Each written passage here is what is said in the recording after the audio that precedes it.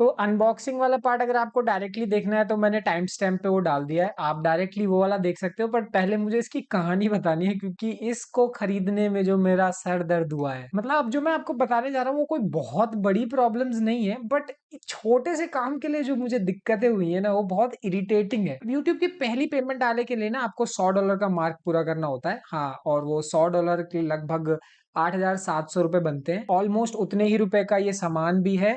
तो यानी जितने मैंने कमाए सारे के सारे उड़ भी गए, और इतने ही पैसे कमाने में मुझे लगभग 2 साल लगे हैं यूट्यूब पे, शायद जिसमें मैं अपना मोनेटाइजेशन वाला पार्ट ऐड भी नहीं कर रहा हूँ। पर खैर जो भी है उसे हटाते हैं। तो अब हुआ क्या कि $100 वाला मार्क कंप्लीट होने के बाद यूट्यूब का ना एक मेल आता है 22 तारीख को या 21 तारीख को। मेल आता है कि हमने आपकी पेमेंट आपके बैंक में भेज दी है। अगर आपकी पेमेंट अब 5 दिन के अंदर नहीं आती है तो आप बैंक से बात करो, अगर उनके साइड से कोई इशू होगा, हमने भेज दी है। तो मैंने वेट किया, 5 नहीं पूरे 7 दिन वेट किया, क्योंकि बीच में 2 छुट्टी भी थी। तो 5 बिजनेस डेज मैंने आराम से वेट किया कि अब पैसे आएंगे आएंगे आएंगे। नहीं आए, ठीक है। तो मुझे लगा हो गया भाई, दिक्कत हो गई। अब मैंने यूट्यूब पे सर्च भी कर लिया था इतने दिनों में कि पेमेंट अगर नहीं आती है तो क्या दिक्कत है। तो 10-12 वीडियोस मैंने देखी और सब में सबने एक ही बात बोली कि सारे बैंक्स में किसी भी तरीके का अकाउंट हो, चाहे करंट हो या सेविंग्स हो, पैसे आ जाते हैं, कोई दिक्कत नहीं होती। पर एक ही बैंक है जिसमें पैसे आने में दिक्कत होती है, और वो बैंक है बैंक ऑफ बड़ौदा। और वही बैंक मेरा भी बैंक था। अब मुझे लगा कि यार अब जाऊंगा बैंक वाले, वो इधर से उधर दौड़ाएंगे, 10 पेपर में ये वो करवाएंगे, मुझे लगा बहुत दिक्कत, परेशान करने वाले हैं ये लोग। पर लकीली जब मैं बैंक गया, मेरे जिस दिन मैं जाने का प्लान करा था उसी दिन सामने से उनका कॉल आ गया कि आप आ जाओ, आपकी ऐसी ऐसी पेमेंट है, इसको क्लियर करना है। मैं जब वहां गया तो बैंक में जो भी इंसान था, मतलब उनका मुझे नाम नहीं याद, पर उन्होंने मेरी इतने अच्छे से हेल्प की। उन्होंने मुझसे पूछा भी कि आप वीडियोस वगैरह कैसे बनाते हो।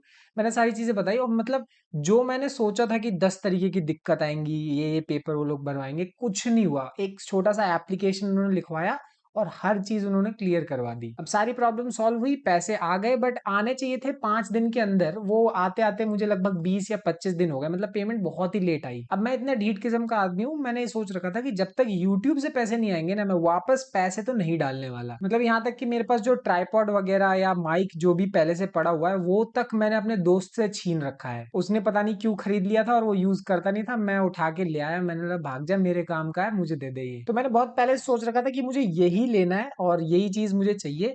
अब मैंने शॉर्टलिस्ट करके रखा हुआ था, बस पैसे आने की देरी थी। अब पैसे आए तो मैं चेक करने लगा अलग अलग वेबसाइट्स पे कि कहीं पे मिल जाए, क्योंकि एक्चुअली ना ये कहीं मिल ही नहीं रहा था। तो फिर मैंने इसे एक बहुत पॉपुलर वेबसाइट से ऑर्डर किया, और मैं नाम नहीं ले रहा उसका, आपको पता है, बट मैं नाम नहीं ले सकता बस। तो जब मैंने सामान मंगवाया, उसकी अनबॉक्सिंग वगैरह भी की, तो वो भाई एक तो गलत मॉडल भेज दिया मुझे, ऊपर से वो डिफेक्टेड माल, मतलब वो चल ही नहीं रहा। मैं इतना इरिटेट हो गया, छोटा सा ही तो काम है यार, बार बार फंस क्यों रहा है ये। फिर मैंने उसको वापस रिटर्न किया, रिफंड आया। मैंने सोच लिया इसको ऑफलाइन ही लूंगा, चाहे थोड़ा 1-1.5 2 घंटे दूर जाना पड़े, ऑफलाइन ही लेंगे अभी से। तो एक दुकान पे हमने कॉल किया, वहां पे एक लेडी ने कॉल उठाया, उन्होंने बोला हाँ हाँ हमारे पास ये सामान पड़ा है, आप आ जाओ और ले जाओ, कोई दिक्कत नहीं है। हम गए, मेट्रो से जा रहे हैं, ऑलमोस्ट पहुंचने वाले, मतलब 1 घंटे का, 1 या 1.5 घंटे का रास्ता, हम ऑलमोस्ट पहुंचने वाले, तब उनका मैसेज आ रहा है कि सर ये तो सुबह ही खत्म हो गया, अब हमारे पास है ही नहीं। और ये सारी कहानी मैं बना नहीं रहा हूँ, मैं सच में इनमें से कोई भी कहानी बना रहा हूँ। एक्चुअल में ये वीडियो भी मैं नहीं बनाता, बस इतनी चीजें हो गई इसीलिए मेरे को ये कहानी बतानी पड़ रही है। खैर फिर भी हमने सोचा चल ही लेते हैं, अब उसके आसपास कोई दूसरी दुकान होगी उसमें भी चेक कर लेंगे। हर जगह हमने चेक किया, कहीं नहीं मिला। फिर हमने जिनसे बात करी थी, हम उन्हीं की दुकान में गए। मैंने सोचा इनको ऑर्डर दे दूंगा ताकि कल तक तो हमारा कंफर्म हो जाए कि हमारा सामान आ ही जाएगा। और ऑलमोस्ट मैं दुकान से निकलने ही वाला था कि मुझे वहां पे ये बॉक्स पड़ा हुआ मिल गया, और यहाँ लिखा हुआ था H1N। मुझे यही चाहिए था और ये मिल गया। तो ये है बॉक्स, ये बेसिकली एक माइक है जूम H1N। तो मैं बॉक्स खोल के दिखा देता हूँ। बॉक्स में पहले ही खोल चुका हूँ, बस यहाँ मैं वीडियो में दिखावा कर रहा हूँ और कुछ नहीं।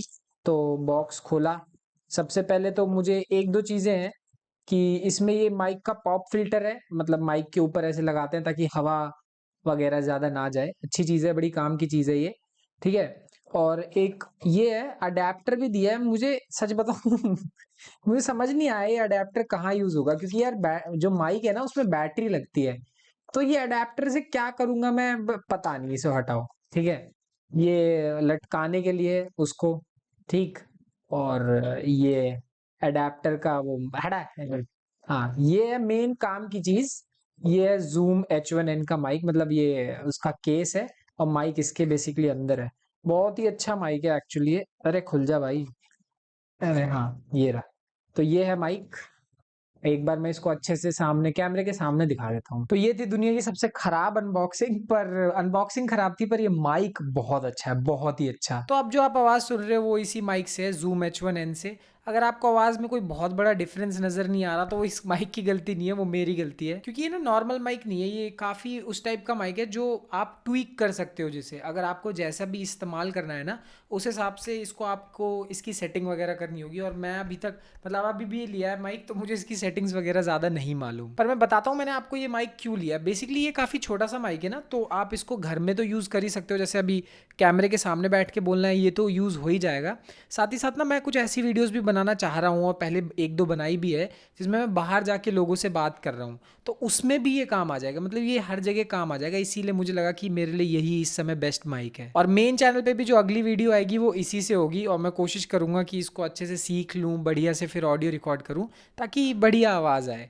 बाकी आप नेक्स्ट वीडियो देखना, उसमें बताना कि ऑडियो कैसी है और वीडियो कैसी है। बाकी ऐसे ही लो एफर्ट कंटेंट के लिए आप इस चैनल को सब्सक्राइब कर सकते हो। Thank you, bye bye.